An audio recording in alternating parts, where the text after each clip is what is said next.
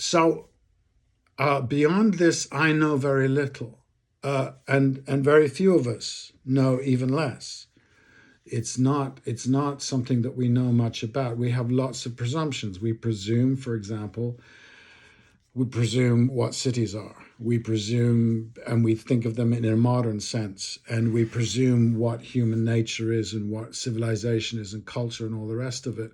And I could say that there's a refinement in the West anyway that ends up with Western civilization. It is a refinement of history since the agricultural revolution, and its values and its all the rest of it are conditioned by that. So when the Western civilization arrives in the Americas, for instance, where the agricultural revolution hadn't become everybody's way of being.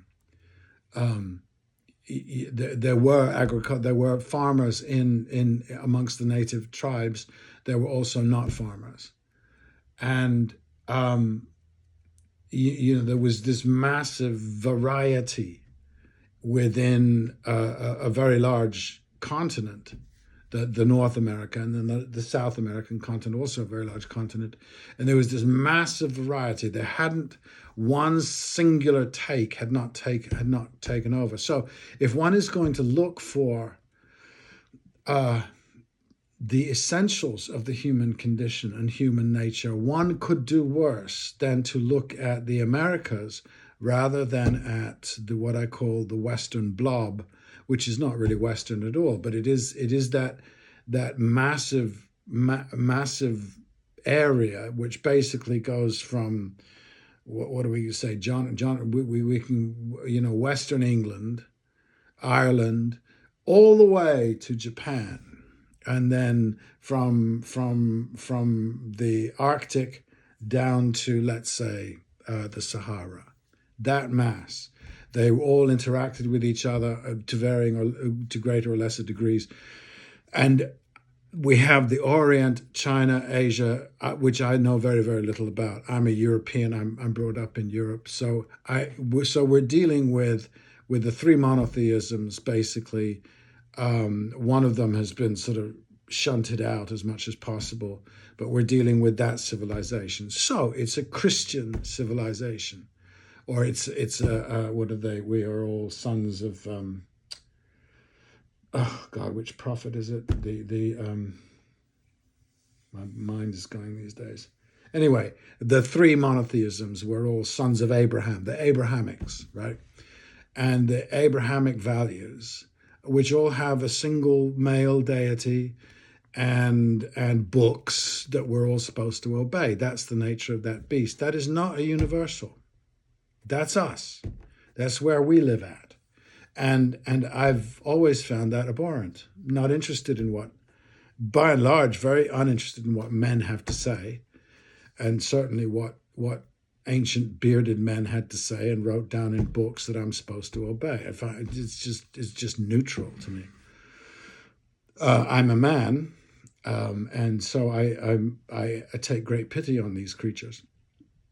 Um, and I have found much more reflection in cultures with other values, or indeed in cultures that were originally Western but sat on a kind of balance between matriarchy, for instance, a much more holistic view of the planet, of Mother Earth, Daddy Sky, Mother Earth. There's an interesting contrast in meaning, etc. So once one's in that place and one looks at, for instance, what's happening in Gaza, what's happening with all this authoritarianism, is that it's the absolute bone of the blob civilization. It's the absolute realization of it. This idea that we're special, that we're chosen, that we have ancestral homelands, that we're more talented than anybody else. It's all in one thing. It's right there. And I did, because my friends will be saying, I just listened to something this morning this guy saying, well, in the last election, the priority was to make sure that Trump didn't get reelected, and there's all kinds of reasons for that. But I'm still not his brother. I cannot make that connection, because he was okay when those bloody Democrats say, we stand with Israel. That's what he said. And that, because that is the now, to say that Trump is part of that, absolutely part of that. It's the patriarchy, the right-wingism, the patriarchy, the Christian, Judeo-Christian society has been challenged recently because of its horrific, Christian particularly, horrific criminality in world history. And now we know what's going on in Gaza. So it's been challenged.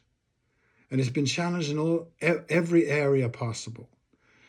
And so you have this reaction to that. And I remember watching the Kavanaugh hearing, the Kavanaugh confirmation hearing, and listening to that quite amazing woman, speak against him. Blasey Ford, I think, something Blasey Ford, the woman he had abused or raped.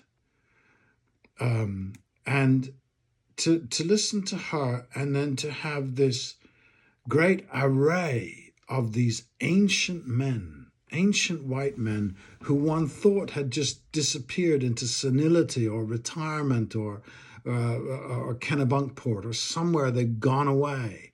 And suddenly there they all were. They were all back, and they were all back with this 19th century ghastly Victorian worldview. And I literally, because of the community that I spent time with and the community in my own mind, I thought, they're all gone, left.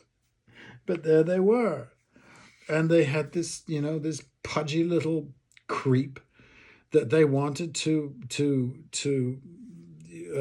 put on the Supreme Court, and look where that is, guys. Sorry. So my brethren, my left wing, not Democrat, they never were Democrat, one realizes. I think our basic disagreement is on, you are all survivors in, successes in, not so successful in, strivers within the Western civilization culture. I am in it too, but there is another world elsewhere. I just find it entirely ridiculous, and not life-enhancing at all. And and now the next era we're going to have is going to be the demonization. We've already demonized Islam to the point of extinction, and next there's going to be a huge surge. The Anne Applebaums will be coming out and going, anything east of the Volga is despotic and wants to is the devil. That's what we've done. That's how we've divided up the world, So now I realize that it's full bore. It's totally clear. Thank you all very, very much. Thank you, President Trump. Thank you, President Biden. Thank you, Kamala Harris. You have pulled the wool off this kid's eyes. And I'm looking at it. I'm just going, you're ridiculous.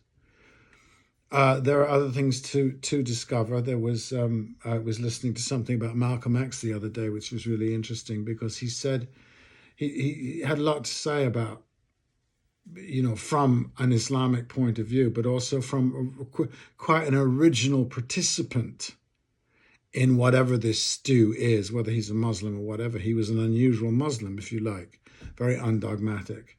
And he said, one of the things that's really important is dignity, human dignity. And I challenge you, do point out to me how Western successful capitalism is dignified. It doesn't confer dignity. It doesn't. People look ridiculous all the time.